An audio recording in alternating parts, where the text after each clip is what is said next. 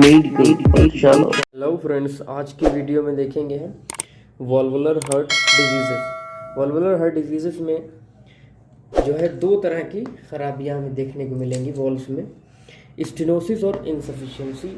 इन दोनों को हम पहले समझ लेते हैं। स्टेनोसिस का मतलब होता है narrowing of the valvular opening fails to open fully and obstructs the forward flow of the blood. इसका मतलब ये हुआ कि जो वॉल्व होती है हमारी, उसका पतला हो जाना, नैरो हो जाना किसी वजह से। अब हम वो आगे पढ़ेंगे। उसका पतला हो जाना जिसकी वजह से वो पूरी तरह से खुल नहीं पाएगी। जब ये पतली हो जाएगी, इसका रास्ता छोटा हो जाएगा वॉल्व का, ठीक है, तो वो पूरी तरह से खुल नहीं पाएगी, जिसकी वजह से जो ब्लड आगे जितना जाना चाहिए उसमें जो है ऑब्स्ट्रक्शन पैदा होगा, रुकावट पैदा होगी। ठीक है, ये स्टेनोसिस हो गया, नैरोइंग ऑफ द वॉल्व की ओपनिंग जो है पतली हो जाए। इनसफिशिएंसी क्या होती है? इनसफिशिएंसी को हम इनकम्पिटेंस भी कहते हैं और रीगर्गिटेशन भी कहते हैं। इनसफिशिएंसी में क्या होता है कि वॉल्व के जो कस्प होते हैं वो डैमेज हो जाते हैं, या फिर उसकी रिंग डैमेज हो जाती है। अगर आप वॉल्व का स्ट्रक्चर पढ़ेंगे, मैं ऊपर से आपको ऐसे दिखा रहा हूँ कि ये वॉल्व है, ठीक है। वॉल्व में क्या क्या होता है? अगर मैं ट्राइकस्पिड वॉल्व की बात करूं तो उसमें तीन ऐसे वो होंगे, दिखाई देंगे, 1 2 3 कस्प होते हैं, और ये इसका रिंग होता है। ये रिंग है और ये पल्ले हैं इसके, 3 कस्प जिसे कहते हैं। इन दोनों में से कुछ एक खराब हो जाता है या दोनों खराब हो जाती हैं, रिंग या फिर ये, तो इसके डैमेज होने की वजह से ये पूरी तरह से results in failure of valve to close, बंद नहीं हो पाती है। जब हार्ट जो है कोई पार्ट जब कॉन्ट्रैक्ट करता है तो ये बंद नहीं होगा, इसको बंद होना चाहिए। अगर ये बंद नहीं होगी टाइटली, तो उससे क्या होगा कि दस ब्लड फ्लोज द बैकवर्ड। बंद होने से क्या होता है, जो भी ब्लड आगे जाना चाहिए था जितना, वो क्या होगा, वो अगर ये खुली रह जाएगी तो ब्लड वापस चला जाएगा। जैसे कि एट्रिया से वेंट्रिकल में ब्लड जा रहा है, अब वेंट्रिकल के बाद ये कहाँ जाएगा? राइट वेंट्रिकल से ब्लड कहाँ जाता है? लंग्स में। तो राइट वेंट्रिकल में जब पंपिंग होगी तो क्या होता है, ये इधर वाला जो वॉल्व है बंद हो जाना चाहिए, एट्रियो वेंट्रिकुलर वॉल्व। अगर बंद नहीं हुआ तो ये जो वेंट्रिकल वाला ब्लड है वापस जो है एट्रिया में चला जाएगा। तो ये इनसफिशिएंसी की वजह से होता है। स्टेनोसिस में रास्ता पतला हो जाता है, ये इसका जो है बहुत पूरी तरह से खुल नहीं पाती है, ये कम खुलेगी। कम खुलने की वजह से क्या होगा, ब्लड में फ्लो में ऑब्स्ट्रक्शन हो जाएगा, रुकावट होगी। अब हम एक्वायर्ड वॉल्वुलर डिजीजेस देखेंगे जो हार्ट वॉल्व्स को ख़राब कर देती हैं, वो बीमारियां जो हार्ट वॉल्व्स को ख़राब कर रही हैं। आरएचडी है, rheumatic heart disease, infective endocarditis, non bacterial thrombotic endocarditis, ये सब हम पहले पढ़ चुके हैं। Libman Sacks endocarditis, syphilitic valvulitis, calcific aortic valve stenosis है, calcification of the mitral annulus, ठीक है। मिक्सोमेटस डीजेनरेशन, इसको हम फ्लॉपी वॉल्व सिंड्रोम भी कहते हैं। Carcinoid heart disease. सबसे पहले हम मिट्रल स्टेनोसिस देखेंगे। स्टेनोसिस हमने बता दिया था ये कि वॉल्व का नैरोइंग हो जाना, पतला हो जाना। ये आरएचडी के 40% केसेस में स्टेनोसिस हो जाता है, ठीक है, फॉर रूमेटिक हार्ट डिजीज में। और जिनमें से 70% जो है, जो पेशेंट है वो वीमेन होते हैं, औरतें हुआ करती हैं मिट्रल स्टेनोसिस की। इसमें एक चीज़ दी गई है कि जो लेटेंट पीरियड है, यानी कि रूमेटिक कार्डाइटिस, जैसे अभी पेशेंट के अंदर रूमेटिक कार्डाइटिस एंडोकार्डाइटिस डेवलप हुआ, और उसके बाद जब मिट्रल स्टेनोसिस के सिम्टम डेवलप होंगे, उसके दरमियान, उसके बीच में जो टाइम पीरियड हो रहा है, जैसे यहाँ पे भी उसको रूमेटिक कार्डाइटिस हुआ और अब जाकर के उसको पहला साइन या सिम्टम बॉडी में नज़र आया स्टेनोसिस का, माइट्रल स्टेनोसिस का, तो इस वक्फे को क्या बोलेंगे? Latent period. ये 20 साल का टाइम होता है। 20 साल के बाद पेशेंट को पता चलेगा कि उसको माइट्रल स्टेनोसिस है। अब इसके पीछे की इटियोलॉजी देखेंगे, क्या वजूहात हैं, क्या कारण है। सबसे पहले आरएचडी है, रूमेटिक हार्ट डिजीज, ये हम अलग से पढ़ेंगे। कंजेनाइटल पैराशूट मिट्रल वॉल्व, इसमें क्या होता है कि नॉर्मली, पहले मैं नॉर्मल चीज़ बता दूं, जो मिट्रल वॉल्व्स होती हैं, वॉल्व जो है मिट्रल वॉल्व के क्या होता है कि ये मैं आपको मिट्रल वॉल्व इस तरह से दिखा रहा हूँ ऊपर से। इसमें जो कॉर्डा टेंडनी होती हैं, एक यहाँ से आया, एक यहाँ से, तो अलग 2 पैपिलरी मसल में जाकर के जुड़ते हैं। जितने भी कॉर्डा टेंडनी हैं 2 पैपिलरी मसल में जुड़ेंगे। नॉर्मल बात कह रहा हूँ। लेकिन जब ये कंजेनाइटल पैराशूट मिट्रल वॉल्व हो जाएगा, इसमें क्या होता है कि दो नहीं, सारे के सारे जितने भी कॉर्डा टेंडनी है ये जाकर के एक ही पैपिलरी मसल से जुड़ जाएंगे। इससे नुकसान ये होगा इसका अपीयरेंस एक पैराशूट की तरह दिखता है, तो उससे क्या होगा, नुकसान ये होगा कि इसका एरिया कम हो जाता है। अब ये जो वायर हैं ये अब फैलाव इनका कम हो गया। पहले तो पैपिलरी मसल दूर दूर थे, आराम से जितना चाहता था उतना ये खुल जाता था और ब्लड पूरा का पूरा आगे बढ़ जाता था। लेकिन अब क्या होगा, अब ये ओपन होगा, थोड़ा सा ही ओपन होगा, ठीक है, क्योंकि ये एक ही पैपिलरी मसल के अंदर जुड़ा हुआ है, इतना अलाउ भी नहीं कर रहा कि वो फैले, तो उसी वजह से स्टेनोसिस पैदा हो रहा है। ये कंजेनाइटल होता है। तीसरा क्या, severe mitral annular calcification. Annular यानी रिंग। मिट्रल वॉल्व का जो रिंग होता है, वॉल्व में क्या होता है कि रिंग होता है और कस्प होते हैं। उसका जो रिंग होता है, ये रिंग हो गया और उसमें ये कस्प होते हैं, तो इस रिंग में कैल्सिफिकेशन हो जाता है, बहुत ज़्यादा सीवियर कैल्सिफिकेशन हो जाता है, जिसकी वजह से क्या होगा, स्टेनोसिस डेवलप होगी। चौथा है लिबमैन सैक्स एंडोकार्डाइटिस। पहले हम देख चुके हैं, ये नॉन इन्फेक्टिव टाइप का एंडोकार्डाइटिस होता है। मॉर्फोलॉजिकल फीचर्स देख लेते हैं।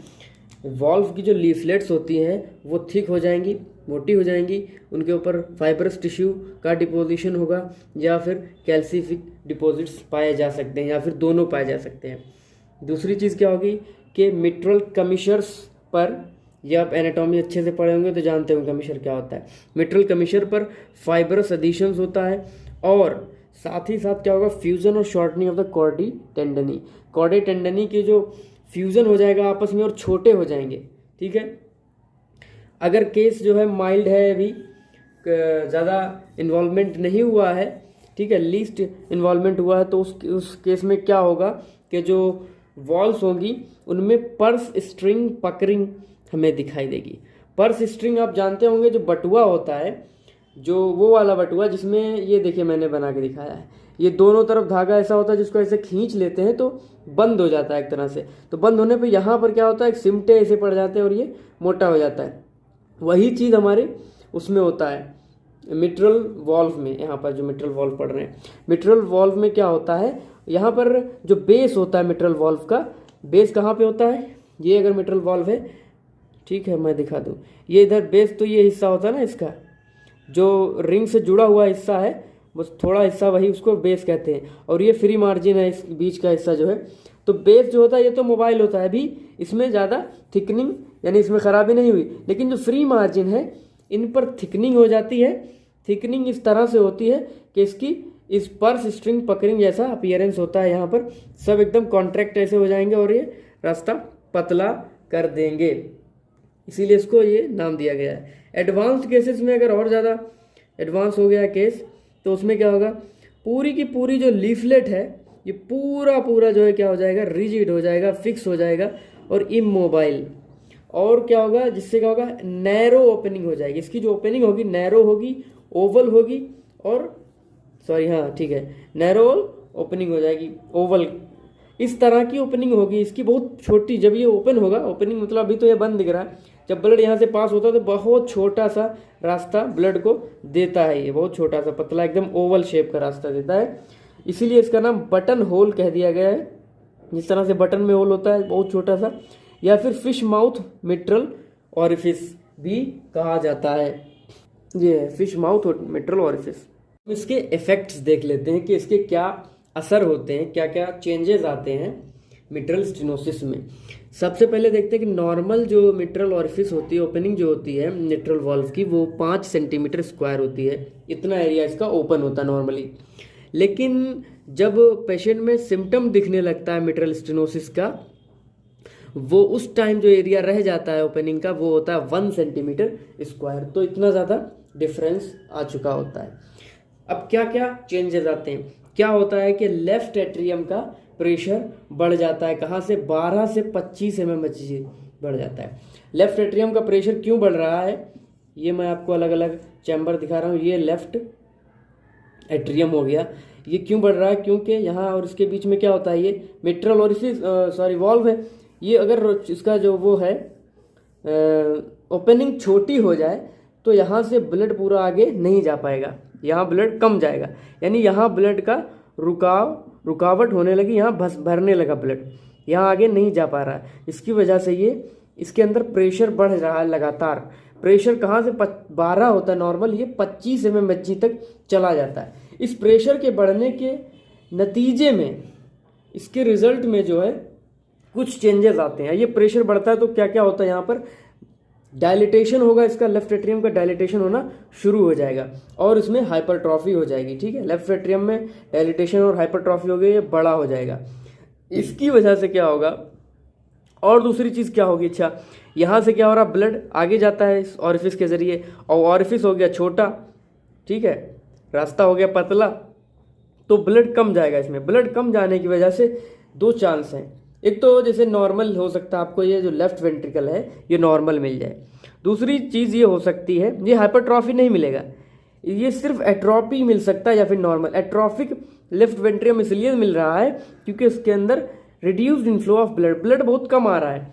जब आप जानते हैं जिस चीज़ में फंक्शन कम हो जाए उसका पहले से, तो वो चीज़ क्या होती है, छोटी होने की तरफ मूव करती है, तो इसका जो है साइज घट रहा है और एट्रॉफी हो रही है यहाँ के सेल्स की।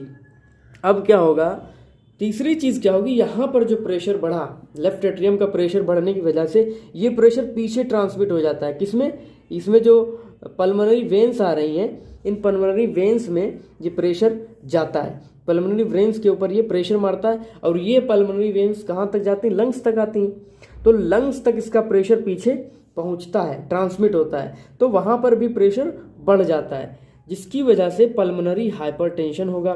पल्मोनरी हाइपरटेंशन होने पर लंग्स का कंजेशन होगा, वहाँ पर ब्लड रुकेगा, आगे बढ़ने के लिए उसको बहुत ज़्यादा ताकत लगानी पड़ेगी क्योंकि यहाँ से पीछे की तरफ उल्टा प्रेशर जा रहा है। Hypertrophy and dilatation of the right ventricle.